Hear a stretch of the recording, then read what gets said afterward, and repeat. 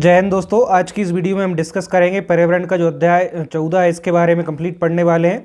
जल्दी से वीडियो को लाइक शेयर कर दीजिए और जल्दी से चैनल को सब्सक्राइब कर लीजिए। ठीक है, इसका नाम देखिए, अध्याय का नाम है मिट्टी, पानी, बीज और फसल का संबंध तथा जैविक रासायनिक खाद। ठीक है, जितना बड़ा नाम है उतने ही इसमें टॉपिक है, इसको हम अच्छे से समझने वाले हैं। तो ध्यान से सुनिएगा और समझिएगा। इस वीडियो के अंत में मैं आपके लिए इस अध्याय का ऑब्जेक्टिव प्रश्नों को भी सॉल्व कराऊंगा। ठीक है, चलिए हम यहाँ पे सिलेबस कवरेज में देखते हैं क्या क्या पढ़ने वाले हैं इस चैप्टर के अंदर। देखिए, इस चैप्टर में पढ़ेंगे मिट्टी, पानी, बीज और फसल का संबंध। भारत की जो प्रमुख मिट्टियाँ होती हैं उसके विषय में पढ़ेंगे। भारत में सिंचाई के जो साधन होते हैं उनके बारे में पढ़ेंगे। जैविक रासायनिक खाद के जो साधन हैं उनके बारे में पढ़ेंगे और विभिन्न फसलें और उनको उत्पादक जो क्षेत्र है उनके विषय में भी हम इसमें पढ़ने वाले हैं। ठीक है दोस्तों, चलिए देखिए, कुछ बच्चों का कमेंट्स है कि कुछ क्वेश्चन है कि सर हमें बाल विकास को पढ़ा दीजिए या फिर और भी तमाम तरह की कन्फ्यूज़न है। तो मैं आपके लिए बता दूं कि बाल विकास को हम जल्दी पढ़ने वाले हैं। पर्यावरण हमारा कंप्लीट होने वाला है, इसमें टोटल 20 अध्याय है, जल्दी कंप्लीट होगा। इसके बाद बाल विकास को हम बहुत अच्छे से पढ़ेंगे। ठीक है, और आप टेलीग्राम पे नहीं जुड़े हैं तो इसकी लिंक नीचे डिस्क्रिप्शन में मिल जाएगी, वीडियो के अंत में देख लेना। तो वहाँ से आप डायरेक्ट मुझसे मैसेज के माध्यम से बातचीत कर सकते हैं। तो चलिए हम आगे बढ़ते हैं। देखिए यहाँ पर सबसे पहले हम बात करें वे वस्तुएं जो प्रकृति द्वारा निर्मित होती हैं, प्रकृति में स्वतः पाई जाती हैं, उन्हें हम क्या कहते हैं? प्राकृतिक वस्तुएं कहते हैं। जैसे आपको पता होगा, इसके विषय में हम पढ़ भी चुके हैं। जो प्रकृति में पहले से ही विद्यमान है या पहले से ही मौजूद हैं वो सारी प्राकृतिक वस्तु कहलाती है, यानी प्रकृति ने हमें स्वतः ही दी है। जिसमें मृदा की बात करें, मानव ने मृदा को बनाया नहीं, प्रकृति ने स्वयं दी है। जल हो गया, आदि सारे प्राकृतिक तत्व होंगे। ठीक है, चलिए अब हम पहली हेडिंग की ओर बढ़ते हैं इस अध्याय की कि मिट्टी, पानी, बीज और फसल का संबंध आपस में जानते हैं। जैसे कि आपको पता है कि मिट्टी, पानी, बीज है ना, इन सभी का आपस में बहुत क्लोज घनिष्ठ संबंध होता है, तभी इनको मिलाकर एक टोटल जो फसल आप कह सकते हैं वो ली जाती है। तो यहाँ पर देखिए, ये सभी कृषि के प्रमुख साधन हैं। जैसे कि हम बात कर रहे हैं मिट्टी हो गया, चाहे पानी या बीज की बात करें, तो सारे कैसे कृषि के प्रमुख सबसे महत्वपूर्ण साधन, इनके बिना कृषि संभव नहीं है। ठीक है, जैसे कि आप भी अपने आसपास देखते होंगे कि जो फसल बोई है मिट्टी में बोई जाती है, पानी की आवश्यकता पड़ती है, अच्छी बीज की आवश्यकता पड़ती है। देखिए, इसके बिना कृषि कार्य की जो परिकल्पना है वो भी हम नहीं कर सकते। किसके बिना? या तो मिट्टी नहीं होगी तब भी हम खेती नहीं कर पाएंगे, पानी नहीं होगी तब भी, बीज है ना, इसमें से कोई एक चीज़ भी नहीं होगा तो हम जो है कृषि की कल्पना नहीं कर सकते। चाहे फिर आप जौन सी भी फसल लगाते हो उसमें मिट्टी, पानी, बीज महत्वपूर्ण है, प्रमुख साधन है। अब यहाँ पे बात करें मिट्टी है, जिसको मृदा भी कहते हैं, क्या होती है? आपको पता होगा कि भूपृष्ठ की सबसे ऊपरी परत, यानी कि जो आप धरती पर देखते हैं सबसे ऊपरी परत को मिट्टी या मृदा होती है वहाँ पर, जिसमें जो पौधे या जिसको फसल भी कहते हैं को उगने और बढ़ने के लिए जीवांश तथा जो खनिजांश है वो प्रदान होते हैं। यानी कि जो मिट्टी होती है ऊपर, आपने देखी होगी आपके खेत में या आसपास आपके खेत नहीं भी हैं तो जो मिट्टी होती है उसमें क्या होता है कि जो फसल बोई जाती है और फसल के लिए जो आवश्यक जीवांश या खनिज जो भी चाहिए होता है वो मिट्टी के द्वारा ही, पोषक तत्व मिट्टी के द्वारा प्राप्त होते हैं। ठीक है, चलिए हम आगे बढ़ते हैं, इसकी जो महत्वपूर्ण मिट्टी है उनके बारे में पढ़ते हैं। चलिए यहाँ पर हम बात करते हैं जो भारत की प्रमुख मिट्टी हैं, इसको मृदा भी कहते हैं। यहाँ से प्रश्न परीक्षा में पूछ सकते हैं, तो ध्यान से सुनना और समझना, आपको अभी याद हो जाएगा। और इस वीडियो के अंत में हम जैसे कि डिस्कस कर चुके हैं ऑब्जेक्टिव प्रश्न है उनको भी देखने वाले हैं। चलिए यहाँ पर पहली मिट्टी है जलोढ़ मिट्टी, इसको आपने सुना होगा, इसको इंग्लिश में कहते हैं एलुवियल सॉइल। ठीक है, इसके बारे में जो महत्वपूर्ण जानकारी है संक्षिप्त में हम जान लेते हैं। देखिए, भारत के कुल भौगोलिक क्षेत्र में आपसे पूछे कितनी जलोढ़ मिट्टी पाई जाती है, तो लगभग 40%, जो कुल भौगोलिक क्षेत्र है उसका 40% भाग पर तो जलोढ़ मिट्टी पाई जाती है। याद रखना, यहाँ से प्रश्न पूछ सकते हैं। अच्छा, इसके क्षेत्र पूछे जाए कि कौन से क्षेत्र में जलोढ़ मिट्टी पाई जाती है, तो उत्तर का जो विशाल मैदान है और तटवर्ती मैदान है वहाँ पर क्या जलोढ़ मिट्टी पाई जाती है। ठीक है, आपने जैसे कि भारत के मैप में देखा होगा, उत्तर यानी कि ऊपर की ओर जो विशाल मैदान है वहाँ पर, और तटवर्ती मैदान है यानी कि उसके आसपास के जो मैदान है, तटवर्ती मैदान की बात करें यानी कि समुद्र के आसपास आप देखते हैं ना, समुद्र के आसपास जो तटवर्ती क्षेत्र है वहाँ पर जलोढ़ मिट्टी अधिक पाई जाती है। अच्छा, इसके अतिरिक्त बात करें ये कहाँ पर पाई जाएगी जलोढ़ मिट्टी? नर्मदा हो गई, तापी, महानदी, गोदावरी, कृष्णा, कावेरी, ये सारी नदियाँ हैं, इनकी घाटियों में जलोढ़ मिट्टी एलुवियल सॉइल पाई जाती है। ठीक है, बस याद रखना कौन से क्षेत्र में है। इसे और क्या कहा जाता है? नवीन जो जलोढ़ होती है उसे खादर भी कहते हैं। यहाँ से प्रश्न पूछा गया परीक्षा में कि जो नवीन जलोढ़ मिट्टी है उसे और किस नाम से जानते हैं, तो उसे खादर भी कहा जाता है। याद रखना, ठीक है, बहुत महत्वपूर्ण प्रश्न है। इसके बाद देखिए खरीफ की फसल के लिए उपयुक्त मानी जाती है जलोढ़ मिट्टी। आपसे पूछे कौन सी फसल के लिए उपयुक्त होती है जलोढ़ मिट्टी, तो आप बताएंगे खरीफ की जो फसल है उसके लिए उपयुक्त होती है। खरीफ की फसल कौन सी होती है, जैसे कि धान हो गई, मक्का, ज्वार, सोयाबीन आदि। ठीक है, ये सारी कैसी फसल है, खरीफ की फसल है। आप समझ सकते हैं कौन से मौसम में बोई जाती है। सोयाबीन बरसात में बोया जाता है, ज्वार, मक्का, धान तो बरसात में जो भी फसल होती है उसे हम खरीफ की फसल कहते हैं। और खरीफ की फसल के लिए जलोढ़ मिट्टी काफ़ी लाभदायक होती है। ठीक है, अब इसके बाद हम आगे देखते हैं। देखिए, लाल और पीली मृदा, रेड एंड येलो सॉइल, इसके विषय में जानकारी लेते हैं। जो जलोढ़ मृदा के बाद देश में सबसे ज़्यादा जो मृदा पाई जाती है वो लाल और पीली मृदा ही पाई जाती है। सबसे ज़्यादा भारत में पूछे कौन सी मृदा पाई जाती है, जलोढ़ मिट्टी या मृदा। इसके बाद दूसरा नंबर पर स्थान आता है लाल और पीली मृदा का। ठीक है, इसको आप याद रखना, आपके परीक्षा में ऐसा प्रश्न आ सकता है। अच्छा, इसका क्षेत्र कहाँ मिलेगा, उड़ीसा जाएँ या छत्तीसगढ़ के कुछ भागों की बात करें, जैसे कि मध्य गंगा के दक्षिण जो भाग है, मध्य गंगा का, आप गंगा देखी होगी, गंगा नदी, उसका मध्य वाला भाग है, मध्य के मैदान के दक्षिणी भाग में ना, या फिर उड़ीसा और छत्तीसगढ़ गढ़ की हम बात कर चुके, यहाँ पर लाल और पीली मृदा अधिक पाई जाती है। ठीक है, अच्छा, जो लाल और पीली मृदा होती है उसमें कौन सी फसल उपयुक्त होती है, जो मोटे अनाज जितने भी होते हैं वो लाल और पीली जो मृदा होती है उसमें अच्छे होते हैं। और लाल और पीली मृदा में कहवा अच्छा उत्पादन होता है। कहवा के बारे में आपने बहुत सुना होगा, तो पूछे कहवा कौन सी मिट्टी में ज़्यादा उत्पन्न होगा, तो आप बताएंगे लाल और पीली मृदा में कहवा की खेती काफ़ी ज़्यादा अच्छी होती है। ठीक है, अब इसके बाद देखिए हम काली मृदा की बात कर रहे हैं। काली मृदा आपको पता ही है, काली मृदा अक्सर आपने अपने आसपास देखी होगी। इसको देखिए, इसको रेगोर मृदा भी कहा जाता है। काली मृदा को और क्या कहा जाता है, तो आप बताएंगे रेगोर मृदा भी इसे कहा जाता है। ठीक है, अच्छा, एक किसकी खेती के लिए उपयुक्त मानी जाती, कपास हो गया, गन्ना, ज्वार उत्पादन के लिए जो काली मृदा है ये अधिक उपयुक्त मानी जाती है। ऐसा है कि काली मृदा में कपास, गन्ना, ज्वार का उत्पादन काफ़ी अच्छी मात्रा में होता है, इसलिए काली मृदा में इनकी खेती अक्सर की जाती है। और मूंगफली भी काली मृदा में अक्सर लगाई जाती है, फसल उत्पन्न की जाती है, क्योंकि काली मृदा में मूंगफली बहुत अच्छी क्वांटिटी में पैदावार होती है और इसके सारे पोषक तत्व मूंगफली को मिलते हैं और अच्छी फसल के रूप में तैयार होती है। ठीक है, अब देखिए देश में इसका क्षेत्र पूछे, देश में लगभग 15.2% क्षेत्र जो कुल भौगोलिक क्षेत्र का है उसमें काली मृदा फैली हुई है। ठीक है, याद रखना। इसका स्थान पूछे कौन से स्थान में मिलती है, महाराष्ट्र में काली मृदा मिलेगी। पश्चिमी जो मध्य प्रदेश है, मध्य प्रदेश का पश्चिमी हिस्सा देख लीजिए आप, यहाँ पर काली मृदा मिलेगी। गुजरात में आपने सुना होगा मूंगफली काफ़ी मात्रा में होती है, क्योंकि यहाँ पर काली मृदा है, काली मृदा मूंगफली अच्छी पैदावार होती है। आंध्र प्रदेश, कर्नाटक, राजस्थान, तमिलनाडु, उत्तर प्रदेश आदि इन क्षेत्रों में काली मृदा अधिक मात्रा में पाई जाती है। ठीक है, मृदा से प्रश्न पूछ सकते हैं, काफ़ी महत्वपूर्ण है। चलिए, इसके बाद और मृदा है उनको जान लेते हैं। यदि आपने वीडियो को लाइक शेयर नहीं करा, जल्दी से वीडियो को लाइक शेयर कर दीजिए। इसके बाद हम आगे बढ़ते हैं। चलिए, इसके बाद हम जो तीसरी मृदा है इसके बारे में देखते हैं, लेटेराइट मृदा, जिसको लेटेराइट भी कहा जाता है। अच्छा, इसका पूछे लैटिन शब्द है, इससे जो लेटर शब्द आया उससे ही लेटेराइट मृदा का नाम विकसित हुआ। ठीक है, लैटिन शब्द है लेटर, इसी से लेटेराइट मृदा का नाम पड़ा। अच्छा, इसका शाब्दिक अर्थ क्या होता है, इसका शाब्दिक अर्थ पूछे कि जो लेटेराइट है इसका शाब्दिक अर्थ है ईंट। देखिए, शाब्दिक अर्थ ईंट है, यानी कि आपने देखा होगा।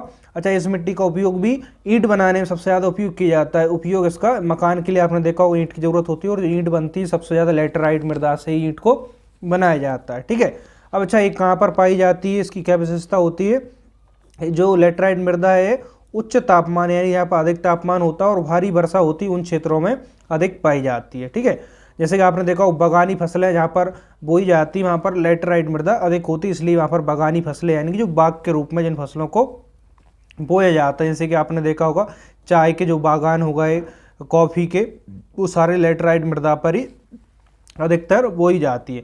अच्छा, इसकी जो उपजाऊ मिट्टी की क्षमता की बात करें, मिट्टी बिल्कुल भी उपजाऊ नहीं होती, इसको ना के बराबर उपजाऊ मानते, इसलिए इसमें बागान वाली जो खेती होती है वो होती है। इसका क्षेत्र स्थान पूछे तो कर्नाटक हो गया, केरल, तमिलनाडु, मध्य प्रदेश, उड़ीसा, असम इत्यादि। ठीक है, इनको याद रखना, आपसे कोई सा भी प्रश्न ऐसा पूछ सकता है। और वीडियो के अंत में हम इसके बहुत सारे ऑब्जेक्टिव प्रश्नों को भी डिस्कस करेंगे, जहाँ से आपको आइडिया लग जाएगा कि इस अध्याय से कैसे प्रश्न आने वाले हैं। ठीक है, अब देखिए यहाँ पर बात करें शुष्क मृदा की, जिसको ड्राई और डिसर्ट सॉइल भी कहा जाता है। इसकी क्या विशेषता होती है कि शुष्क मृदा कहाँ पाई जाती है, जहाँ औसत वार्षिक जो वर्षा होती है 50 सेंटीमीटर से यदि कम हो रही है तो वहाँ पर शुष्क मृदा आपके लिए मिलेगी।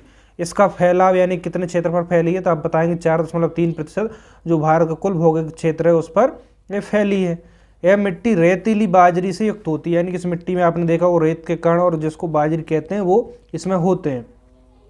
जैव पदार्थों और नाइट्रोजन की इसमें कमी पाई जाती है। इसमें जो जैव पदार्थ होते हैं जो मिट्टी को किसी को भी उपजाऊ बनाते हैं और नाइट्रोजन दोनों की इसमें कमी पाई जाती है। ऐसा प्रश्न पूछ सकते हैं कि जैव पदार्थों और नाइट्रोजन की कमी किस एक मृदा में पाई जाती है, तो आप बताएंगे शुष्क मृदा में पाई जाती है। ठीक है। स्थान पूछे, राजस्थान, दक्षिणी पश्चिमी जो पंजाब है वहाँ पर और हरियाणा, यहाँ पर शुष्क मृदा मिलती है। इसको कृषि योग्य नहीं बनाया सकता। ऐसा है कि जो शुष्क मृदा है, ड्राई और डिसाइड सॉइल, इसको कृषि योग्य नहीं बनाया सकता। ठीक है। तो आपने राजस्थान में काफ़ी डिसाइड मैदान ऐसे देखे होंगे, तो वो शुष्क मृदा के एग्जाम्पल हो गए। चलिए इसके बाद हम अगली जो मिट्टी है उसकी ओर आगे बढ़ते हैं। देखना यहाँ पे लवणीय और क्षारीय मृदा। ठीक है। इसकी क्या विशेषता होती है, इसको सैलाइन एंड एल्काइन सॉइल भी कहा जाता है। ठीक है, इंग्लिश में इसको इस नाम से जाने जाएगा। इसकी क्या विशेषता होगी, ऊसर मृदा भी कहा जाता है। यदि आप पूछे ऊसर मृदा कैसे कहा जाता है, आप बताएंगे लवणीय और क्षारीय मृदा को ऊसर मृदा भी कहा जाता है। और इसकी क्या विशेषता हो गई, इसमें सोडियम, पोटेशियम और मैग्नीशियम का अनुपात अधिक होता है। ठीक है, लवणीय और क्षारीय मृदा उसमें सोडियम, पोटेशियम और मैग्नीशियम काफ़ी ज़्यादा मात्रा में अनुपात में पाया जाता है। और ये मिट्टी पूछित कैसी, अनुर्वर मृदा यानी कि उपजाऊ मृदा बिल्कुल भी नहीं है लवणीय और क्षारीय मृदा। ठीक है। स्थान पूछे, राजस्थान में, उत्तर प्रदेश में, बिहार में, हरियाणा हो गया, पंजाब, महाराष्ट्र के जो शुष्क वाले इलाके, शुष्क क्षेत्र हैं वहाँ पर लवणीय और क्षारीय मृदा पाई जाती है। ठीक है। देखिए मृदा से प्रश्न आपके परीक्षा में बन सकते हैं, काफ़ी महत्वपूर्ण हो गया। इसके बाद इसकी एक और मृदा है उसको जान लेते हैं, इसके बाद फिर नेक्स्ट हेडिंग की ओर आगे बढ़ते हैं। अब देखिए जो इसकी अंतिम मृदा हम यहाँ पर देख रहे हैं वो है पीटमय और दलदली मृदा, जिसको प्रीटी सॉइल भी कहा जाता है। इसकी क्या विशेषता होगी, यह मिट्टियाँ वर्षा ऋतु में जलमग्न रहती है, यानी कि जो वर्षा है उसमें नीचे वर्षा ऋतु में जलमग्न, यानी वर्षा जब आती है तो ये सारी कैसी हो जाती हैं, वर्षा के जो पानी उसमें यहाँ पर भर जाता है और काफ़ी दलदली जो क्षेत्र रहता है, आप समझ सकते हैं कि जहाँ पानी भर जाएगा वहाँ दलदल वाला क्षेत्र उत्पन्न हो जाता है। तो ये मिट्टी जो वर्षा ऋतु होती है उसमें जलमग्न यानी पानी में डूबी रहती हैं। बाद में इन पर चावल की कृषि भी की जाती है, जैसे कि वर्षा ऋतु के बाद जो अन्य मौसम आते हैं उनमें यहाँ पर चावल की कृषि की जाती है। ये मिट्टी कैसी होती है, काली, भारी और अति अम्लीय होती है। इनकी विशेषता होती है जो पीटमय और दलदली मृदा है, ये काली होंगी, भारी होंगी और अति जो अम्लीय हैं वो इसमें गुण होगा। लवण और जैव पदार्थों की इसमें अधिकता होती है, परंतु फास्फेट और पोटास की इसमें कमी देखी जाती है। ऐसा प्रश्न पूछ सकते हैं, लवण और जैव पदार्थों की अधिकता किसमें पाई जाती है, तो पीटमय और जो दलदली मृदा इसमें पाई जाती है, लेकिन फॉस्फेट और जो पोटास है इसकी कमी होती है। तो किसमें होती है, पीटमय और दलदली मृदा में। इसका स्थान पूछे तो आप बताएंगे उड़ीसा हो गया, पश्चिम बंगाल, तमिलनाडु के जो तटीय क्षेत्र है वहाँ पर पीटमय और दलदली मृदा मिलती है। ठीक है, समझ में आ गया, इसमें कोई कन्फ्यूज़न आपको नहीं होना चाहिए। इसके बाद हम आगे बढ़ते हैं अगली हेडिंग की ओर। देखिए अगली हेडिंग है हमारी पानी से फसल का संबंध। ठीक है, अब पानी से फसल का क्या संबंध हो सकता है, आपको पता ही होगा कि जब भी हम फसल कोई भी फसल लगाते हैं उसमें पानी सबसे महत्वपूर्ण होता है, इसलिए इसका संबंध आप ऑटोमेटिक समझ सकते हैं पानी कितना महत्वपूर्ण है। ऐसे हम इसका एग्जांपल ऐसे दे सकते हैं, किसी भी जो जीव है उसमें आत्मा का जिस प्रकार से एक महत्व होता है उसी प्रकार से फसल के लिए पानी का महत्व होता है। पानी कृषि के लिए बिल्कुल अनिवार्य है, एकदम अनिवार्य है। यदि पानी नहीं होगा तो वहाँ पर फसल पैदावार नहीं हो सकती या फिर बिल्कुल अच्छी फसल वहाँ पर नहीं होगी। भारत में जो सिंचाई के साधन यानी किस तरीके से पानी फसलों को दिया जाता है वो यहाँ पर देखते हैं। नहर के माध्यम से दिया जाता है, कुओं के माध्यम से, नलकूप, ट्यूबवेल जिसको कहते हैं, तालाब इत्यादि के माध्यम से जो भारत में फसलों को पानी दिया जाता है, सिंचाई की जाती है। ठीक है, समझ गए, इसमें कोई ऐसा विशेष ऐसी चीज़ नहीं है जो आपको समझ ना आए। अगली हम बात करें यहाँ पर बीज से फसल का संबंध। अब देखिए बीज से भी फसल का संबंध होगा, जितनी उत्तम क्वालिटी का बीज आप बोएंगे तो उतनी अच्छी क्वालिटी की आपकी जो फसल है वो पैदावार होगी। तो इसमें किस प्रकार का संबंध होता है वो यहाँ पर शॉर्ट में देख लीजिए। कृषि में बीज गुणवत्ता विशिष्ट महत्व, यानी कि जो बीज होता है, आप जो बीज बोते हैं उसकी गुणवत्ता क्वालिटी विशिष्ट है, यानी कि सबसे महत्वपूर्ण होना जरूरी। जितना अच्छा बीज होगा उतनी फसल आपको अच्छी पैदावार होगी। देखिए फसल हेतु अच्छे बीज की क्या क्या विशेषता हो सकती है वो यहाँ पर हम जानते हैं कि बीज की भौतिक शुद्धता होना सबसे जरूरी। भौतिक शुद्धता की बात करें इसमें कि धूल, मिट्टी, कंकड़ इत्यादि इसमें ना हो।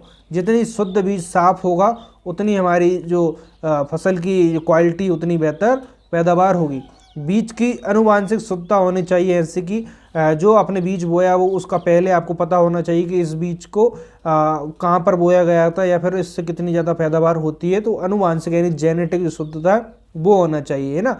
कभी कभी ऐसा होता है कि आपको अच्छी क्वालिटी की बीज नहीं मिल पाता, उस कारण आपकी फसल उतनी अच्छी पैदावार नहीं होती है, ठीक है। इसलिए अच्छी क्वालिटी का बीज भी उपयोग करना चाहिए। बीजों में नमी जो होती है, देखिए बीजों में नमी की मात्रा इसमें होना चाहिए ना, हल्की सी नमी होना चाहिए ताकि वो अच्छे से अंकुरित हो सके।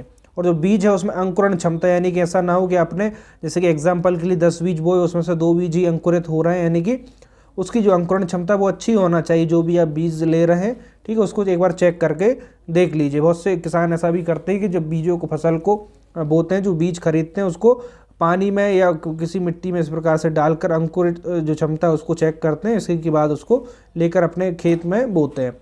बीजों की जीवन क्षमता यानी कितने समय तक ये बीज खराब नहीं होगा, ये भी काफ़ी महत्वपूर्ण हो जाता है, ताकि इसको कितने समय तक स्टोरेज किया है, ताकि अभी इसमें जो अंकुरण क्षमता है वो सब कुछ बची हुई है। तो ये सारी इसकी क्वालिटीज़ हो गई, बहुत ही सरल है इसमें। चलिए अगली हेडिंग की ओर बढ़ते हैं, फिर इसके बाद हम इसके देखिए ज़्यादा कुछ नहीं है इसमें, थोड़े और है। एक महत्वपूर्ण इसमें हेडिंग है, वो आगे मैं आपके लिए भी डिस्कस करने वाला हूँ। इसके बाद हम वीडियो के अंत में ऑब्जेक्टिव प्रश्नों को डिस्कस करेंगे। अब देखिए यहाँ पर हम बात कर रहे हैं जो प्रमुख जैविक उर्वरक हैं। आपने सुना होगा जैविक उर्वरक, इसकी डिमांड आजकल बहुत ज़्यादा है, हर कोई जैविक जो अनाज है उसको लेना चाहता है, तो इसलिए जो जैविक उर्वरक की भी यहाँ पर काफ़ी ज़्यादा डिमांड देखी जाती है।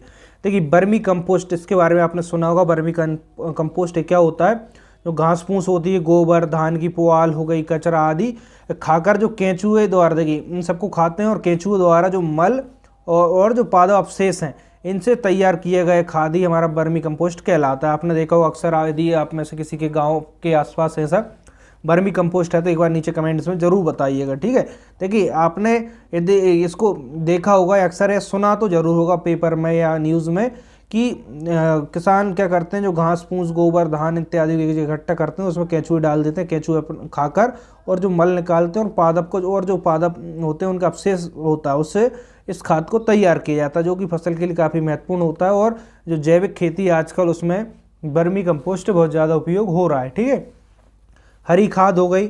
हरी खाद इस प्रकार से होती है कि एकदम हरी खाद, जो छोटे छोटे पादप और पौधे उगाए जाते हैं और उनको मिट्टी में दबा दिया जाता है, जिससे कि उसकी जो पोषण क्षमता है वो बढ़ जाए, उर्वरक क्षमता बढ़ जाती है। गोबर की खाद आपने देखा हो, जो गाय मवेशी इत्यादि से गोबर प्राप्त होता है वो खेतों में डाला जाता है, जिससे कि जो खेत हैं वो काफ़ी उर्वरक हो जाते हैं, उनकी मिट्टी उपजाऊ हो जाती है, ठीक है। अब हम यहाँ पर बात कर रहे हैं कुछ प्रमुख रासायनिक उर्वरक हैं जिनका भारी मात्रा में उपयोग हो रहा है। आपके यहाँ भी होता होगा। जैविक खेती हमारे यहाँ कि जो असम राज्य उसमें काफ़ी ज़्यादा की जाती है, वहाँ पर बिल्कुल एकदम जो रासायनिक उर्वरक है उनको बैन लगा हुआ है, लेकिन हमारे सबसे ज़्यादा रासायनिक उर्वरक का ही उपयोग किया जाता है। जैसे नाइट्रेट उर्वरक हो गया, अमोनियम उर्वरक हो गया, एमाइड उर्वररक जिसका आपने नाम यूरिया बहुत सुना होगा। यूरिया की किल्लत एक समय ऐसा था, यूरिया की किल्लत पूरे भारत में हो गई थी, ठीक है। तो एमाइड उर्वरक का ही अंदर आता है कैल्शियम साइनाइड। तो इत्यादि कैसे होगा? रासायनिक यानी केमिकल उर्वरक होगा जिनका खेती में भरपूर उपयोग किया जाता है और काफ़ी नुकसानदायक होते, ठीक है। अब आगे हम बात करते हैं यहाँ पे सबसे महत्वपूर्ण हेडिंग की। तो यहाँ पे इसको सुनना और ध्यान से याद करना, सबसे महत्वपूर्ण हेडिंग है इस अध्याय की। देखिए जो विभिन्न फसलें और उनको उत्पादक क्षेत्र, यानी कौन सी फसल कहाँ पर हो रही है भारत में, तो जो सबसे महत्वपूर्ण फसल है उनके नाम में यहाँ पर और राज्य बताने वाला हूँ। यहाँ से प्रश्न परीक्षा में पूछ सकते हैं, तो याद रखना। बाकी बहुत सी फसल आपको जो पता है वो मैं यहाँ पे डिस्कस नहीं कर रहा हूँ। कुछ महत्वपूर्ण ऐसे कि चाय का आपको पता नहीं होगा, चाय फसल कहाँ पर उत्पादन होती है? असम में, पश्चिम बंगाल में, केरल में और तमिलनाडु, ठीक है। अब इनमें से जो भी ऑप्शन आए आपके सामने तो आप उस पर टिक कर देना। कहवा की फसल कर्नाटक, तमिलनाडु, केरल में लगाई जाती है। तंबाकू, आंध्र प्रदेश में सबसे ज़्यादा तंबाकू की जो फसल है वो की जाती है। गुजरात में, कर्नाटक में, तमिलनाडु, इन राज्यों में तंबाकू खेती की जाती है। सेब आपने बहुत सुना होगा, हिमाचली सेब ले लीजिए, ठीक है। हिमाचल में जो सबसे ज़्यादा सेब की खेती होती है, इसलिए हिमाचल से सेब हमारे यहाँ आते हैं और उनका उपयोग करते हैं। स्ट्रॉबेरी की बात करें, स्ट्रॉबेरी महाराष्ट्र में सबसे ज़्यादा उत्पादित होती है, ठीक है। जो कुछ प्रमुख फसल थे उनके उत्पादक जो राज्य है उनके बारे में मैंने आपके लिए बता दिया। इसी प्रकार से यहाँ पर आप देख लीजिए जो मसाले हैं और उनके उत्पादक राज्य यानी कौन सा मसाला कौन से राज्य में होता है उसको भी देख लीजिए, यहाँ से भी प्रश्न परीक्षा में पूछ सकते हैं। काली मिर्च पूछे आपसे, काली मिर्च कौन से राज्य में पैदावार होती है, तो केरल में होती है, ठीक है। इलायची, इलायची केरल में होती है। केसर, केसर जम्मू कश्मीर में होती है, ठीक है। जो दालचीनी है केरल में, सौंफ पंजाब में और अजवाइन बिहार में, इनको आप याद रखना। और देखिए जो भी मैं आपके लिए यहाँ पे पढ़ा रहा हूँ, डिस्कस कर रहा हूँ, इस सब की नोट्स की PDF आपके लिए टेलीग्राम चैनल पर मिल जाएगी। तो वीडियो के अंत में आप डिस्क्रिप्शन बॉक्स चेक करना, वहाँ से आपके लिए टेलीग्राम चैनल की लिंक मिल जाएगी, तो उसको ज्वाइन कर लेना, वहाँ से आपको नोट्स मिल जाएंगे, ठीक है। चलिए इसके बाद हम इस जो अध्याय इसके ऑब्जेक्टिव प्रश्नों को डिस्कस करते हैं। यहाँ पर हमारा अध्याय कंप्लीट हो गया। अब ध्यान से सुनिएगा और समझिएगा ना, यदि आपने वीडियो को ध्यान से देखा समझा तो आपको ऑटोमेटिकली इसके उत्तर पता चल जाएंगे, ठीक है। परीक्षा में बिल्कुल ऐसे ही प्रश्न आएंगे आपके सामने जैसे अभी हम देखने वाले हैं। तो जल्दी से, आपने वीडियो को अभी तक लाइक नहीं किया, जल्दी से वीडियो को लाइक करिए। इसके बाद हम ऑब्जेक्टिव प्रश्न की ओर आगे बढ़ते हैं। देखिए यहाँ पर मिट्टी, पानी, बीज और जो फसल का संबंध, इससे कैसे प्रश्न बनेंगे, तो ध्यान से देखिएगा और इसका उत्तर आप बताइएगा नीचे कमेंट्स में। फिर इसके बाद मैं आपके लिए इसका सही उत्तर भी बताऊंगा। कृषि उत्पादन का सबसे महत्वपूर्ण आयाम है क्या है, बीज, सिंचाई, मृदा या सभी। कृषि के लिए सबसे महत्वपूर्ण क्या होता है, बताइए उत्तर इसका। तो बीज, सिंचाई और मृदा सभी होते हैं, डी होगा। अगला प्रश्न, मिट्टी में पाई जाने वाली प्रादेशिक विभिन्नताओं का संबंध किससे पाया जाता है, जलवायु से, चट्टानों के प्रकार से, प्राकृतिक वनस्पति से और सभी। तो इसका उत्तर क्या होगा, देखिए जो मिट्टी में पाई जाने वाली प्रादेशिक विभिन्नता है किससे संबंध, जलवायु, चट्टान और प्राकृतिक वनस्पति सभी से संबंध इनका पाया जाता है, ठीक है।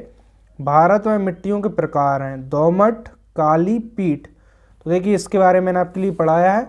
तो ये सभी मिट्टी कैसे प्रकार हैं।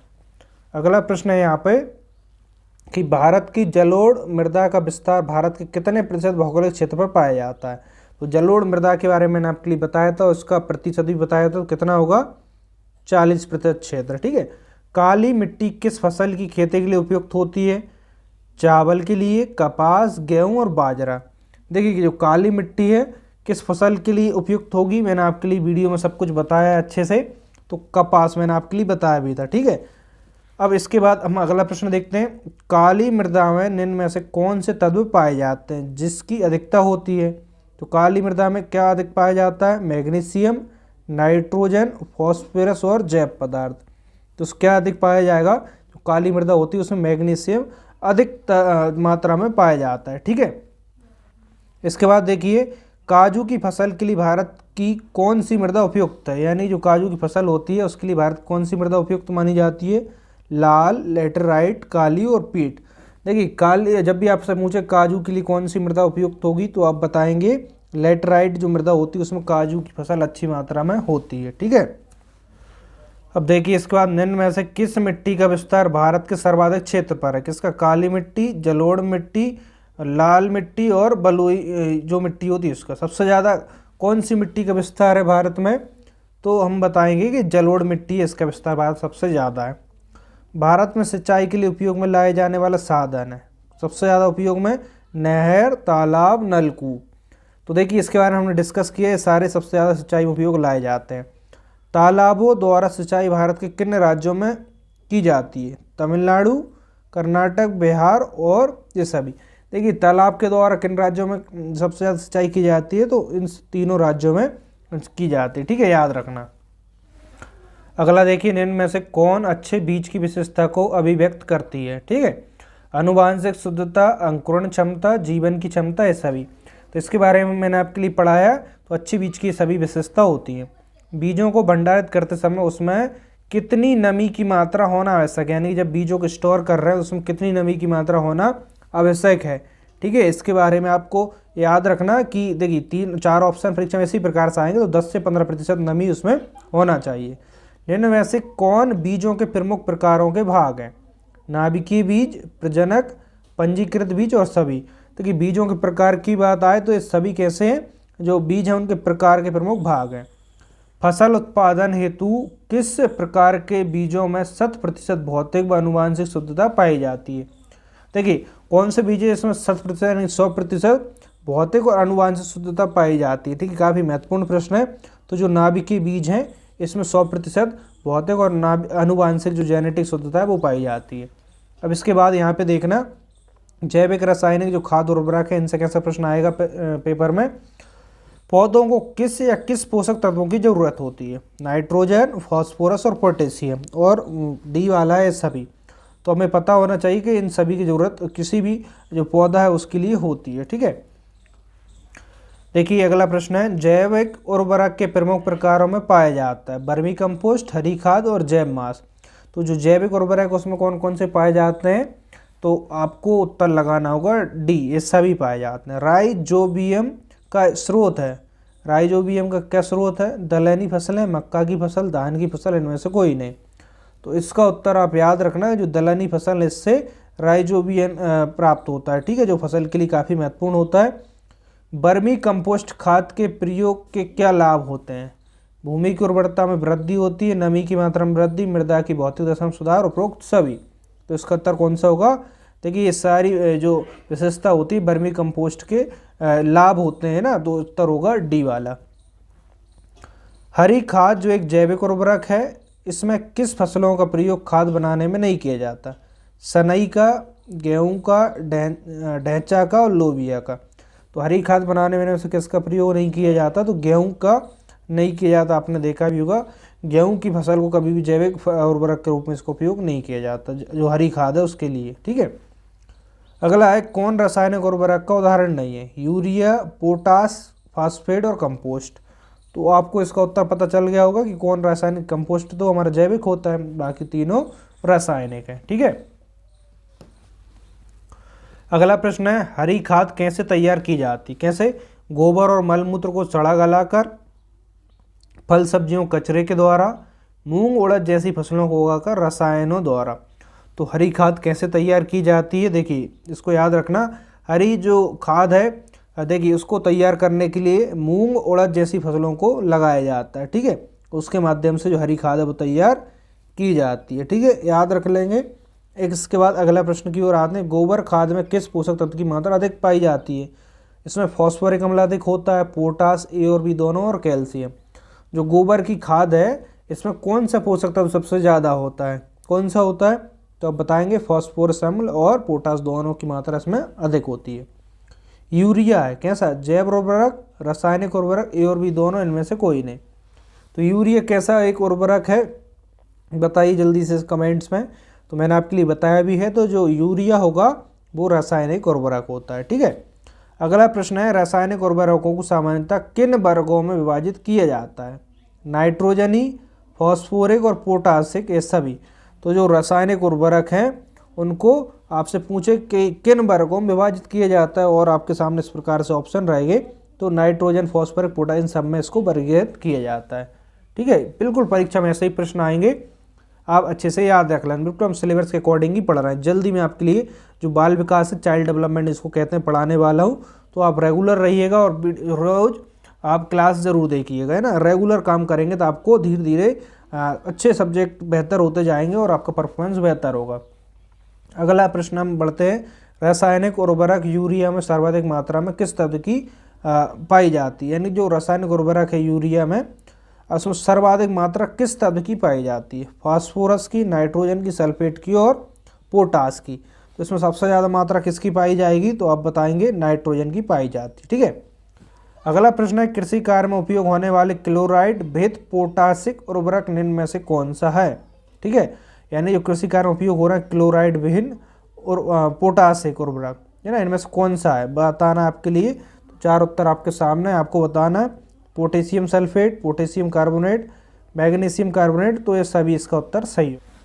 अगला प्रश्न है, एक ही तरह की फसल बार बार उगाने और बहुत से रसायनों का उपयोग करने से मृदा पर क्या प्रभाव पड़ता है? यहाँ पर देखिए, किसी विशेष फसल के लिए उपयोगी बन जाती है, सिंचाई के लिए उपयुक्त बन जाती है, उर्वर यानी उपजाऊ बन जाती है, और बंजर हो जाती है। देखिए जब ऐसा करते हैं बार बार रिपीट, तो यहाँ पर क्या होता है कि जो देखिए एक ही फसल को हम बार बार उगाते हैं, बहुत सारे उसमें केमिकल के यूज़ करते हैं, तो मृदा हमारी बंजर हो जाती है। ठीक है, विभिन्न फसलें एवं उत्पादक क्षेत्र, इसके बारे में मैंने आपके लिए वीडियो के अंत में ही बताया। अब देखिए, निम्न में से रबी की फसल कौन सी है? अब आपके लिए रबी की फसल बताना इसमें से कौन सी है, जैसे चावल, चना, मूंगफली और कपास। रबी की फसल यानी कि आप जो सर्दियों के मौसम में जो फसल देखते होंगे वो, तो देखिए उसमें चना होगा। बिहार राज्य में लीची के उत्पादन में कौन सा जिला अग्रणी है, यानी बिहार में लीची सबसे ज़्यादा होती है, इसमें कौन सा जिला सबसे आगे है उसके बारे में आपको बताना है। तो लीची जो बिहार में मुजफ्फरपुर है, इसमें सबसे ज़्यादा होती है। भारत में गेहूं के प्रमुख उत्पादक राज्य कौन से हैं, गेहूं के बारे में आपको पता होगा, सबसे ज़्यादा उत्तर प्रदेश, पंजाब, हरियाणा, इन तीनों राज्यों में गेहूं सबसे ज़्यादा होते हैं। तो उत्तर डी होगा। अभी आपने इसे किसान आंदोलन देखा, क्योंकि यहाँ पर देखिए सबसे ज़्यादा किसान खेती भी करते हैं, तो किसान आंदोलन के बारे में आपको भली भांति वाकिफ होगा। ठीक है, उत्तर याद रख लें, इनमें तीनों राज्यों में गेहूँ सबसे ज़्यादा होते हैं। अगला प्रश्न है, भारत की किस फसल को गरीबों की फसल के नाम से जाना जाता है। भारत में एक फसल है जिसको गरीबों की फसल भी कहा जाता है। पहले एक समय ऐसा था जब खाने को कुछ नहीं था या गरीबी बहुत ज़्यादा थी। अभी भी हम देखते हैं भारत में उस फसल को काफ़ी ज़्यादा मात्रा में उपयोग किया जाता है खाने के लिए। तो बाजरा को सबसे ज़्यादा उपयोग किया जाता है, इसलिए इसको भारत में गरीबों की फसल कहा है। भारत में केला का प्रमुख उत्पादक राज्य इनमें से कौन सा है। केला सबसे ज़्यादा कौन से राज्य में होता है आपको बताना है। तो केला महाराष्ट्र में सबसे ज़्यादा होता है।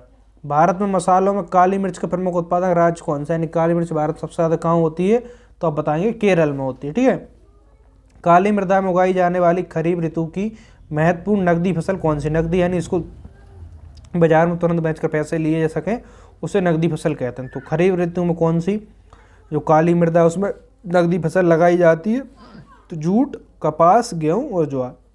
तो उत्तर होगा कपास।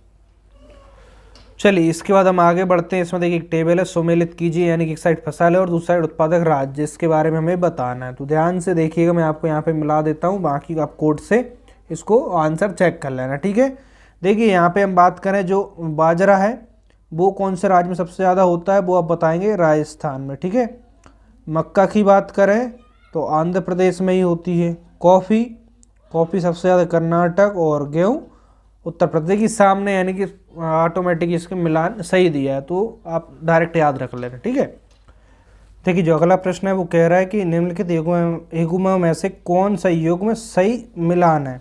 तो एक साइड फसल है, दूसरी साइड उत्पादक राज्य। तो चाय असम में होती है, सही है, बाकी सही नहीं होंगे ना, सिर्फ एक ही सही मिला है, कपास उत्तर प्रदेश, रबड़ कर्नाटक, चीनी मध्य प्रदेश। तो सिर्फ एक सही है, चाय असम में होती है। ठीक है, अगला देखिए, भारत में बाजरा के प्रमुख उत्पादक राज्य कौन से हैं। तो भारत में जो बाजरा है उसका उत्पादक राज्य कौन सा है, तो हमें यहाँ पर बताना है। राजस्थान में भी होता है, उत्तर प्रदेश, महाराष्ट्र, यानी उपरोक्त सभी इसका उत्तर होगा। ठीक है, समझ में आ गया। अगले प्रश्न की ओर बढ़ते हैं। निम्न में से कौन सा कथन सही है, यानी जो एक सही कथन उसके बारे में यहाँ पे हमें बताना है। ठीक है, तो यहाँ पे देखना, भारत में कुल बोए गए क्षेत्र का लगभग 11% दलहन है। सही बात है, जो यानी कुल जितना भी क्षेत्र बोया जाता है उसमें 11% जो दलहनी फसल है वो बोई जाती है। ज्वार की खेती हेतु 30 से 100 सेंटीमीटर वर्षा की आवश्यकता होती है। सही बात है। बाजरा मूलतः अफ्रीकी पौधा है। देखिए एक प्रश्न आपको नया मिल गया कि आपसे पूछे बाजरा मुख्यतः कहाँ का पौधा है, अफ्रीका का है। उपरोक्त सभी यानी कि यहाँ पे सभी सही है। अगला है, निम्न में से कौन सा लीची का उत्पादक राज्य नहीं है। तो इनमें से आपके लिए क्या बताना है, जो लीची का उत्पादक राज्य है वो बताना है जो नहीं है। देखिए बिहार में होती है, उत्तर प्रदेश, उत्तराखंड में, लेकिन महाराष्ट्र में नहीं होती। ठीक है, देखिए यहाँ पर हमें बताना है कौन एक सही सुमेलित नहीं है। तो सही यानी मिलान जिसका नहीं है वो हमारा उत्तर होगा। जैसे कि यहाँ पे संतरा महाराष्ट्र में, ठीक है सही है, संतरा महाराष्ट्र में होते हैं। अनानास पश्चिम बंगाल में, दालचीनी बिहार और केसर जम्मू कश्मीर में होता है। तो दालचीनी बिहार में नहीं होती, उत्तर सी वाला यहाँ पर हमारा सही उत्तर होगा। ठीक है, अगले प्रश्न की ओर बढ़ते हैं। भारत विश्व का कुल कितना प्रतिशत चावल का उत्पादन करता है। तो भारत में विश्व का कितना प्रतिशत चावल होता है, तो यहाँ पर 25% सही होगा। भारत के कुल कृषि भूमि क्षेत्र के कितने प्रतिशत भाग पर गेहूं की खेती की जाती है। तो भारत के कुल कितने क्षेत्र पर गेहूं की खेती की जाती है, तो उत्तर होगा 14%। मक्का किस मूल का पौधा है, यानी मक्का कौन से एक देश का मूल पौधा है जहाँ से आया है, तो आप बताएंगे अमेरिका का मूल पौधा मक्का है। ठीक है, ज्वार उत्पादन है भारत का विश्व में कौन सा स्थान है, यानी कि ज्वार का उत्पादन भारत का कौन सा स्थान है वर्तमान, तो आप बताएंगे पहला उत्पादन, सबसे ज़्यादा ज्वार भारत में ही होती है। Indian institute of sugar technology कहाँ स्थित है। ठीक है, 4 ऑप्शन होंगे परीक्षा में भी इसी प्रकार से आपके लिए उत्तर बताना है। तो इंस्टीट्यूट कहाँ पर है, कानपुर में है। ठीक है दोस्तों, यहाँ पर हमने इस अध्याय को कंप्लीट पढ़ लिया है। इसके महत्वपूर्ण जो इतने भी MCQs थे सभी को यहाँ पर डिस्कस कर लिया है। आई होप आपको आज की क्लास ज़रूर पसंद आई होगी। यदि वीडियो अच्छी लगी हो तो वीडियो को लाइक कर देना, शेयर कर देना, और चैनल पहली बार हो चैनल को सब्सक्राइब कर लेना। और आप अन्य विषय को पढ़ना चाहते हैं उन सभी की वीडियोस की लिंक आपको कंप्लीट नीचे डिस्क्रिप्शन बॉक्स में मिल जाएगी। और टेलीग्राम जरूर ज्वाइन कर लेना। टेलीग्राम चैनल और ग्रुप दोनों अलग अलग हैं, दोनों को अलग अलग ज्वाइन करना। देखिए टेलीग्राम ग्रुप पर आप डिस्कशन कर सकते हैं और टेलीग्राम चैनल पर आपके लिए जो नोट्स की PDF है वो इजीली मिल जाएगी। तो उम्मीद करता हूँ आज आपके लिए बहुत अच्छा रहा होगा सेशन। तो आप नीचे कमेंट्स में एक बार ज़रूर बता देना। मिलते हैं नेक्स्ट अध्याय में, जल्दी हम इसको कंप्लीट करेंगे। इसके बाद बाल विकास को बहुत अच्छे से पढ़ने वाले हैं। तो मिलते हैं नेक्स्ट वीडियो में। आज के लिए इतना ही। जय हिंद, वंदे मातरम।